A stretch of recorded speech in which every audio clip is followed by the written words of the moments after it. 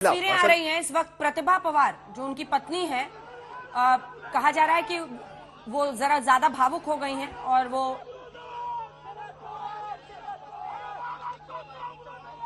रोती हुई नजर आ रही है। दरअसल देखिए, बाहर में पार्टी के जितने कार्यकर्ता हैं वो सब नारेबाजी कर रहे हैं शरद पवार के हक में, और शरद पवार एक ऐसे नेता हैं जिनका अक्रॉस पार्टी लाइंस, जिनमें सब सम्मान करते हैं। प्रधानमंत्री ने भी कई बार कहा है, और एक बयान प्रधानमंत्री का याद आता है जब उन्होंने कटाक्ष किया था अन्य नेताओं पर, और वो शरद राव उन्हें कहते हैं आपको शरद राव से सीखनी चाहिए, उनका आचरण सीखना चाहिए।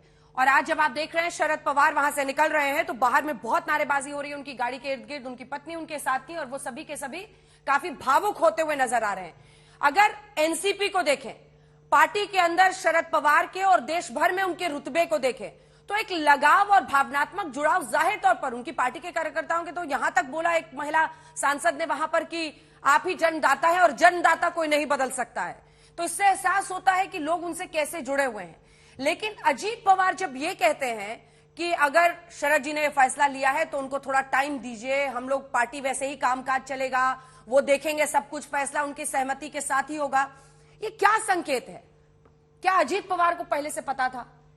क्या अजीत पवार का बीजेपी की तरफ झुकाव, जिसकी खबरें बीच बीच में आती रही हैं, वहां से भी एक पूरा एंगल इस खबर के लिए निकलता है? देखिए, वही बात मैं कहने की कोशिश कर रहा था कि किस तरीके से कुछ दिन पहले जो मीटिंग हुई थी शरद पवार के पास में, उस मीटिंग में इन्होंने ये बात कहने की कोशिश की कि देखिए, पार्टी के विधायक कह रहे हैं कि हमारे कई लोगों पर सेंट्रल एजेंसीज का दबाव है। हसन मुशर्रफ पार्टी के पूर्व मंत्री हैं, उनके खिलाफ ईडी की रेड चल रही है। खुद अजीत पवार, जिनके यहां पर हाल ही में उनको क्लीन चिट मिली हालांकि एक मामले में ईडी की तरफ से, उसके बाद प्रफुल्ल पटेल जिनके खिलाफ ईडी के 2 केसेस चल रहे हैं, ये छगन भुजबल जिनके खिलाफ जो ईडी का केस चल रहा है जिसमें वो 2.5 साल जेल के अंदर बिता चुके हैं, उनके ऊपर भी दोबारा सवाल उठाए जा रहे हैं। तो ये सारी चीजों के मद्देनजर क्यों ना हम बीजेपी के साथ दोबारा मिले और यहां पर सरकार बनाए। महाराष्ट्र में पेक्यूलियर सिचुएशन ऐसी है कि लोकसभा के लिए शायद बीजेपी को थर्ड पार्टनर की जरूरत पड़ सकती है।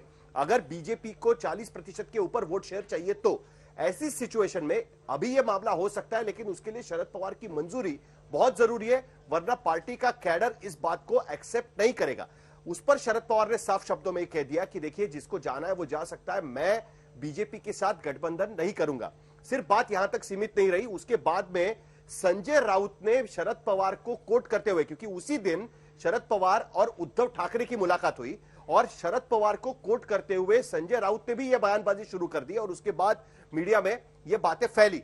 उसके बाद अजीत पवार सामने आए और कहे कि मैं बीजेपी में नहीं जा रहा हूं, मैं राष्ट्रवादी कांग्रेस के साथ यानी एनसीपी के साथ रहूंगा, लेकिन दूसरे किसी पार्टी के नेता को हमारे पार्टी के मामले में दखल अंदाजी नहीं करनी चाहिए।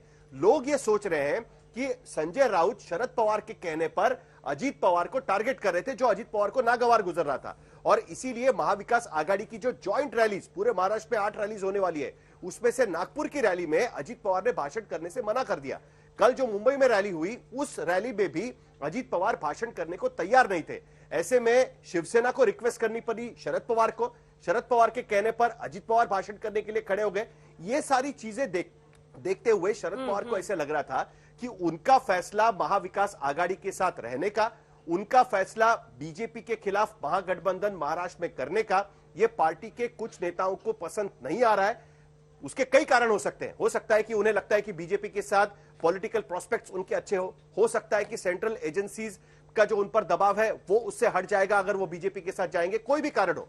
लेकिन शरद पवार ये अपना फैसला बदलने को तैयार नहीं है। ऐसे में जो उद्धव ठाकरे के साथ हुआ, वो अगर उनके साथ होता है तो उनके पॉलिटिकल जीवन के आखिरी क्षणों में उनके लिए बहुत दिक्कत हो सकती है। हाँ। ऐसे में अगर वो खुद ही कहे कि वो पार्टी के इससे हटना चाहते हैं, तो उनको यह समझने में आसानी होगी कि पार्टी में कौन सा तबका किसके साथ खड़ा है, उनके साथ क्या अभी भी वो पार्टी का कॉन्फिडेंस अपने साथ रखने में कामयाब है या नहीं है।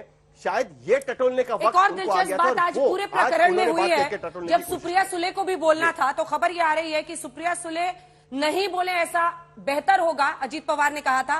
उन्होंने कहा मैं बड़ा भाई हूं और मैं ये सजेस्ट कर रहा हूं कि वो ना बोले। इसमें भी एक संकेत कहीं छिपा हुआ और माना जा रहा है कि अगर शरद पवार फैसला नहीं मानते हैं तो क्या अजीत पवार या सुप्रिया सुले या फिर कोई तीसरा चेहरा हो सकता है। मानेंगे या नहीं मानेंगे शरद पवार। फिलहाल उन्होंने अध्यक्ष पद छोड़ने का फैसला अपने किताब के विमोचन के वक्त सुना दिया है, लेकिन पीछे एक बड़ी रस्साकशी भतीजे अजीत पवार के साथ बताई जा रही है, जिनका झुकाव बीजेपी को लेकर है।